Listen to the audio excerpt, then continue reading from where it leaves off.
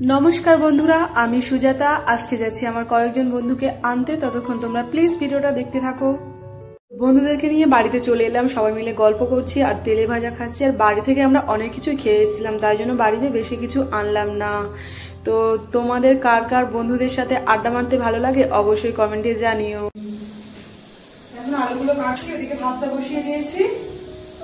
অনেক রাত যেহেতু হয়ে গেছে আড্ডা দিতে দিতে আজকে আর বেশি কিছু রান্না করবো না, তাই জন্য দেখি একটা দুটো কিছু বানাবো। ভাতটা হয়ে গেলে তারপর দেখবো। এদিকে আলুটা কাটছি, এটা ডিমের তরকারির জন্য। পেঁয়াজ কাটছে আর আমি মশলাটা রেডি করছি। এর অবস্থা দেখো, কিনে ফেলেছি পুরো পেঁয়াজটা কাটতে গিয়ে। আজকে অনেক রাত হয়ে গেছে, তাই জন্য দুই মিনিটে কাজ করছি। আমাদের মশলা করা হয়ে গেছে, এদিকে ভাতটাও ফুটে গেছে আর ডিমগুলো ধুয়ে নিচ্ছি। আলুর ডিমটা সিদ্ধ বসিয়ে দেবো। আমাদের রান্নার জোগাড় মোটামুটি হয়ে গেছে আর ভাতটাও হয়ে গেছে, নামিয়ে দিলাম। এদিকে আলু আর ডিমটা সিদ্ধ বসিয়ে দিলাম আর এর মধ্যে একটু লবণ দিয়ে দিলাম, দিলে ভালোভাবে সিদ্ধ হয়ে যায়। ডিমটা ছাড়াতে অনেক সিদ্ধ হয়ে গেছে, তাই আমি ডিমগুলো ছাড়িয়ে নিচ্ছি। আর আমার বান্ধবী বললো যে ও ঢেঁড়স সিদ্ধ খাবে, তাই জন্য সেটা বসিয়েছি। আর বাইরে গেছিলাম ওদেরকে যখন আনতে, তখন ওখান থেকে অনেক কিছু খেয়েছিলাম।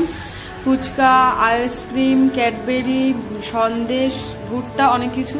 আর বাড়িতে এসে ফের তেলে ভাজা খাওয়া হয়েছে, তাই জন্য কারোরই খিদে নেই, তাই অল্প কিছু বানাবো, বানিয়ে খেয়ে নেবো। আর এমনিতে এখন অনেক রাত হয়ে গেছে, প্রায় 1টা বাজতে যায়। সাথে সাথে এদিকে ঢ্যাঁড়সগুলো সিদ্ধ হয়ে গেছে। ঢ্যাঁড়সগুলো ভাতের মধ্যে দিলে দেওয়া যায়, কিন্তু ভাতটা কেমন একটা স্লিপ মতো হয়ে যায় হরহরে, আর কালারটা কেমন হয়ে যায়, তাই জন্য করে আমার অপছন্দ, ওই জন্য আলাদা করে ভাজলাম। আর এদিকে তারপরে ডিম ভাজাটা বসিয়ে দিলাম, নুন আর হলুদ দিয়ে ডিমটা লাল লাল করে ভেজে নিলাম।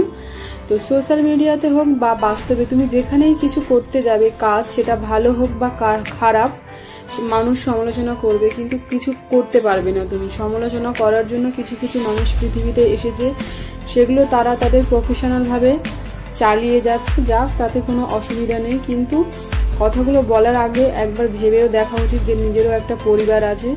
মানুষের মতো দেখতে হয়ে অমানুষের মতো ব্যবহার করলে কি হবে বলো? কিন্তু কিছু করার নেই। যাই হোক, সেগুলো বাদ দিলাম। তারপর পেঁয়াজটা লাল লাল করে ভেজে আদা রসুনটা দিলাম। আদা রসুনটা একটু ভেজে নিয়ে তারপর টমেটোটা দিয়ে দিলাম। টমেটোটা যাতে নরম হয়ে যায় তার জন্য একটু লবণ দিয়ে নেড়েছে। তারপরে জিরে গুঁড়ো, ধনে গুঁড়ো, হলুদ গুঁড়ো, লঙ্কা গুঁড়ো, গরম মশলা গুঁড়ো দিয়ে মশলাটা ভালো করে কষিয়ে মশলা থেকে তেল ছাড়লে আলুটা দিয়ে দেবো। যেহেতু এটা সিদ্ধ করা আলু, তাই বেশিক্ষণ কষাতে হবে না, অল্প কষিয়ে জল দিয়ে তারপর ডিমগুলো দিয়ে দিলাম। ভাতটা ফুটে গেছিল, তারপর আমি নামিয়ে বসিয়ে রেখেছিলাম। তারপর ভাতটা বেশ কিছুক্ষণ বসিয়ে রাখার পর হয়ে যায়। আমাদের ভাতটা এরকম ভাবে বানাই আমি সবসময়। তো ওদিকে আমি ভাতের মাঠটা ঝাড়ছিলাম, ওকে বললাম যে রাত অনেক হয়ে গেছে, তুই ততক্ষণ ঢ্যাঁড়সটা মেখে নে। তো ও মাখছিল। তো আমরা সবাই খেতে বসেছি, এখন প্রায় 1:45 বাজে। তো আমরা ততক্ষণ খাওয়া দাওয়া করি। তোমরা চ্যানেলটা সাবস্ক্রাইব করো আর ততক্ষণ সবাই ভালো থেকো, সুস্থ থেকো। দেখা হচ্ছে পরের ভিডিওতে। টাটা বন্ধুরা।